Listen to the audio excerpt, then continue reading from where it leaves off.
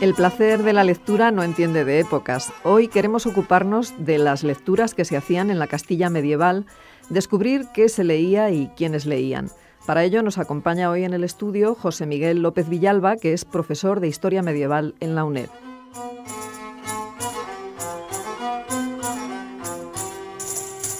José Miguel, muy buenos días y bienvenido a Sin Distancias. Muy bien, estupendo, buenos días. Bueno, la verdad es que hoy en día casi toda la población de los países desarrollados está alfabetizada. Sin embargo, si volvemos los ojos hacia la Edad Media, me imagino que la situación era muy distinta y que no había mucha población capaz de acceder al mundo escrito, ¿no? Al mundo de las letras. Efectivamente, el mundo de las letras, tanto en lo que consiste en la escritura como en la lectura, era un mundo reservado a las clases más privilegiadas, es decir, tanto las eclesiásticas como las clases nobiliarias y, por supuesto, la propia monarquía. Era muy complicado porque no existía en la concepción de educación como se tiene ahora mismo, con enseñanzas básicas, enseñanzas medias y enseñanza superior. Incluso hasta el siglo XII no existe la universidad y entonces era muy difícil el acceso para las personas que tuvieran escaso poder económico, el poder acercarse a este medio cultural. Bueno, y durante la Edad Media, ¿qué tipo de literatura se hacía? ¿Qué podemos entender por literatura medieval? Sí, sobre todo ciñéndonos más en la cuestión de Castilla, podemos entender que la literatura medieval se va a hacer desde el siglo XII hasta el siglo XV. Ese sería. Entonces, el primer hecho que podemos ver es el Cantar del Medio Cid, hacia 1207, ya a comienzos del siglo XIII, y el último que podemos datar como puramente medieval sería la Celestina, 1499. Ahí estarían las dos fechas topes o las fechas extremas de la literatura medieval en Castilla. Bueno, pues son dos obras muy diferentes, ¿no? Uh-huh. ¿Qué tipo de géneros podríamos destacar? Pues los géneros de la literatura medieval son muy complicados porque son como, al igual que hoy en día. Lo que pasa es que hoy en día, como estamos acostumbrados a tener incluso ese maravilloso lugar que son las librerías, donde podemos acceder a todo, ¿no? Hoy en día con las nuevas tecnologías pues se puede acceder también por esta vía. Pero en principio lo que todavía sigue siendo un clásico son las librerías. Y ahí vemos filosofía, vemos literatura, vemos poesía, vemos ciencia. Pero ya en la Edad Media había diferentes medios, ¿no? Por ejemplo, un género que era muy habitual era el género de la historiografía, que podemos decir que el primer gran historiador, o que mandó a hacerla eso, es Alfonso X el Sabio, con su Historia de España, o la llamada General Historia, que fue una ampliación de la primera. También vemos, por ejemplo, una obra muy conocida que se llama La Facienda de Ultramar, que es una especie de guía para peregrinos que iban a los santos lugares, que luego se va a hacer una segunda obra ampliada, que es La Gran Conquista de Ultramar, en la cual se va a narrar la historia de la Primera Cruzada, es decir, aproximadamente desde 1291 a 1295. Y luego en esta línea podríamos hablar del Victorial o Crónica de Peroniño, que está escrito por el alférez Gutiérrez Díez de Gámez, que es una obra un poco fantástica también, con motivos fantásticos.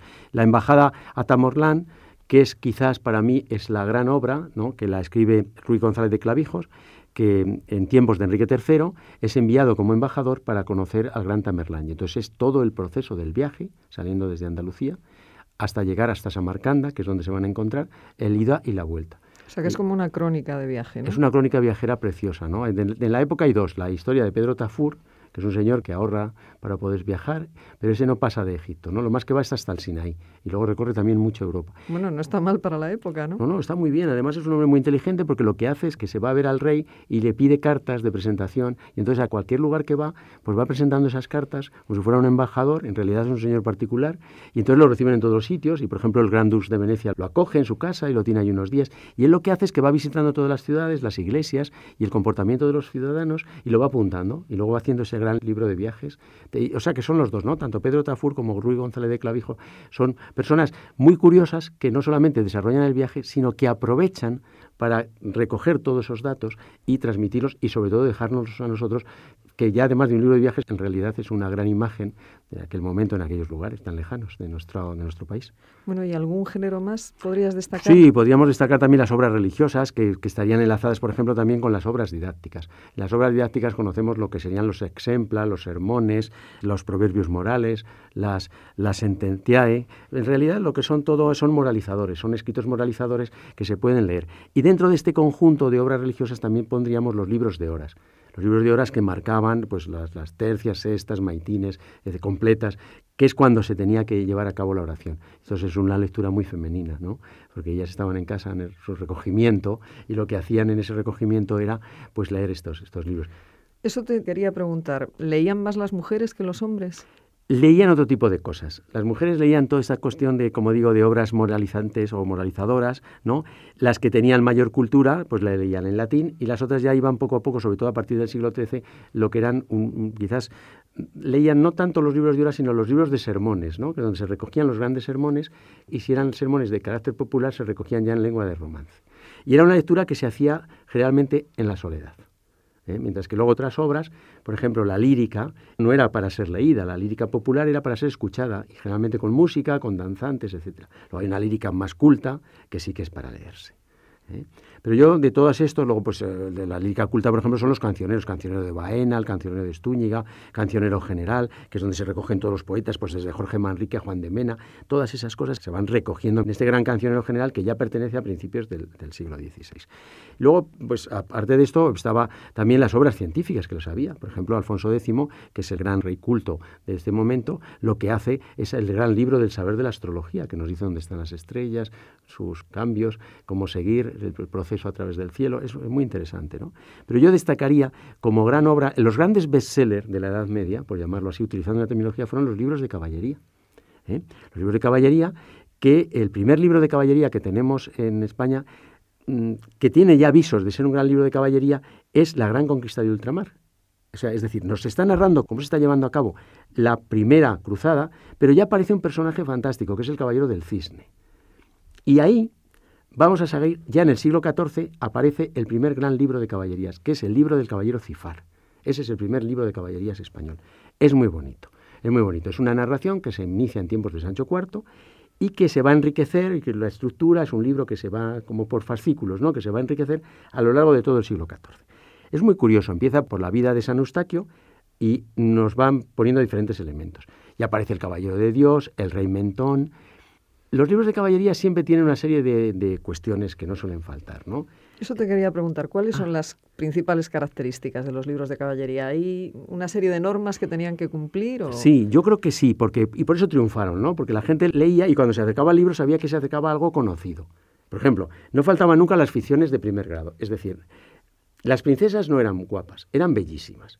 Los dragones no eran grandes, eran grandísimos. Y todos echaban un fuego extraordinario. O sea, los arquetipos eran elevados a la máxima potencia. Y los caballeros estaban para luchar y defender el bien y el honor de las damas. Y luego eran familias que nacían, o sea, el típico niño que había nacido en una gran familia, era príncipe, pero se lo robaban y terminaba de esclavo con los malvados, y luego se escapaba y al final iba a recuperar su honor y su apellido. Y claro, todas las aventuras, y conocía a muchos magos, Merlín solía aparecer constantemente, o de la escuela de Merlín, que le daban unas pócimas. Luego era una estructura abierta. Los libros no eran cerrados, sino que tenían una estructura abierta donde aparecían las situaciones posibles e imposibles que uno se puede imaginar, ¿no? Bueno, además por lo que has comentado antes, que se iban como enriqueciendo a lo largo del tiempo, ¿no? Efectivamente, porque el caballero lo que busca son tres cosas principales, ¿no? Busca el valor, se busca ahí la honra, el valor y la aventura.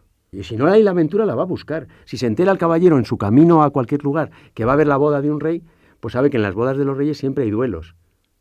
Siempre van diferentes caballeros donde tienen que luchar por el pañuelo de la dama. Entonces él se desvía del camino y está 3 meses, porque las bodas duraban mucho tiempo, ¿no?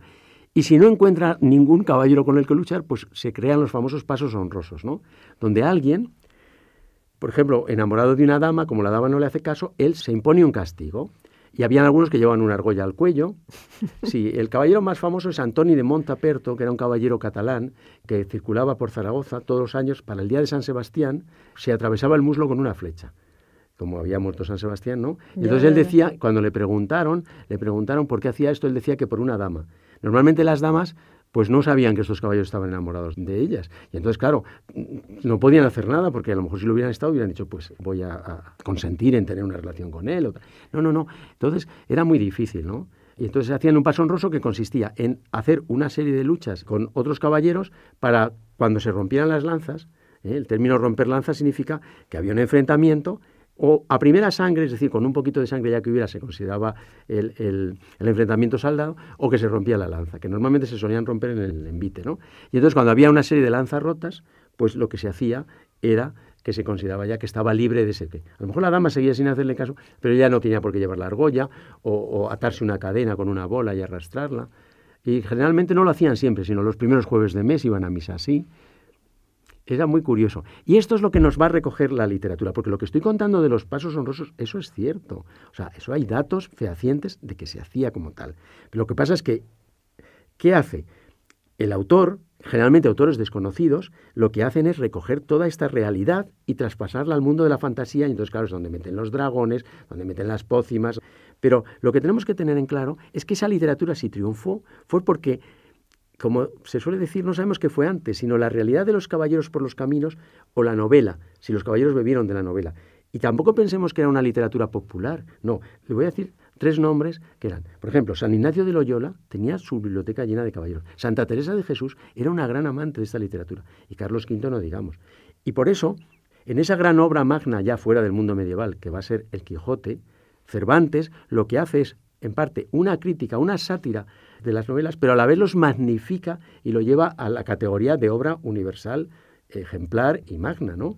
Como es El Quijote. Pero en realidad, si Cervantes llega a esto es porque ha sido un gran lector, sobre todo de literatura hispana, ¿no? Porque nosotros tenemos lo que se llama en literatura de caballerías, tenemos los ciclos grandes o ciclos mayores y ciclos menores. En los ciclos menores cualquiera escribía. Los ciclos mayores son el Amadís de Gaula, que tiene hasta 4 y 5 libros, algunos autores dicen que 4, el Palmerín de Oliva, con todos los palmerines consiguientes, entre los que está el famoso Palmerín de Inglaterra, que se llamaba así el caballero, y luego el Clarián de Landanís, que era otro ciclo. O sea, eran como novelas por entregas, ¿no? Se salía a la calle, los nobles los compraban, disfrutaban mucho, era lectura colectiva, porque a alguien que leyera bien, que tuviera una gran entonación, que supiera transmitir esas aventuras, cae la noche, la lluvia golpea con fuerza y sale el dragón y la dama y tal, y entonces disfrutaban todos, y era en la tarde-noche, pues hacían esta lectura, de la cual, como digo, pues había un gran disfrute, ¿no? Porque no solamente por las aventuras, sino luego también otro hecho era la geografía. La geografía era totalmente fantástica. Se inventaban islas maravillosas donde se llegaba, pues eso, a lomos de un dragón domesticado. Es que era muy bonito, era muy bonito. Hombre, Cervantes lo que hace es reducirlo ya un poco más a tierra. Aunque salen personajes muy curiosos, ¿no? Pero si alguien tiene la oportunidad, sobre todo de recordar al mayor y el que más éxito tuvo, ese fue la gran obra triunfadora del siglo XV, es el Amadís de Gaula, que es un caballero valenciano, ¿no? El Tirant lo Blanc, que es la gran literatura del Reino de Valencia, el Tirant lo Blanc es fantástico, ¿no? Siempre basándose en caballeros que existían. Lo que pasa es que al final se confunde la realidad y la fantasía por esas cosas que digo, ¿no? Luego también en la novela de caballerías hay otra cosa que es la violencia glorificada, ¿no? El caballero tiene que triunfar y no importa cómo. Triunfa en las armas, en los duelos, en las batallas con monstruos, como digo. Y luego otra cosa, el ideal cristiano. El ideal cristiano. No olvidemos que esa primera novela aparece a raíz de la primera cruzada. Y ahí es donde van. Y sí que ahí hay caballeros que van por su cuenta o van con un pequeño grupo a luchar para salvar los santos lugares. Y de ahí se toma la idea, y creo que esa es un poco, sí, la idea un poco general, ¿no? De lo que yo considero que es el gran triunfo de la novela, de lo que ya podemos llamar novela, ¿no? Sobre todo en esa época. Porque que fue una novela de ficción, una novela de aventura y una novela sobre todo de esparcimiento. O sea, que ese sería el gozo en la lectura, ¿no? Mientras que el recogimiento lo traería más toda esa lectura más femenina, más intimista, ¿no? De sermones y tal, donde les enseñan un poco a vivir mejor y acercarse más a Dios, al ideal de la vida después de la muerte, que es otra de las constantes durante toda esta época, ¿no? Medieval, que es una época muy, muy cercana a la religión, ¿no? Pero también cercana al otro mundo, ¿no? Al punto del héroe. Pues vemos que el disfrute de la lectura no cambia con el paso de los siglos. Muchísimas gracias, José Miguel, por habernos acompañado esta mañana. Bueno, pues muchas gracias a ti, Clara, por esta invitación, como año tras año, y nada, a seguir.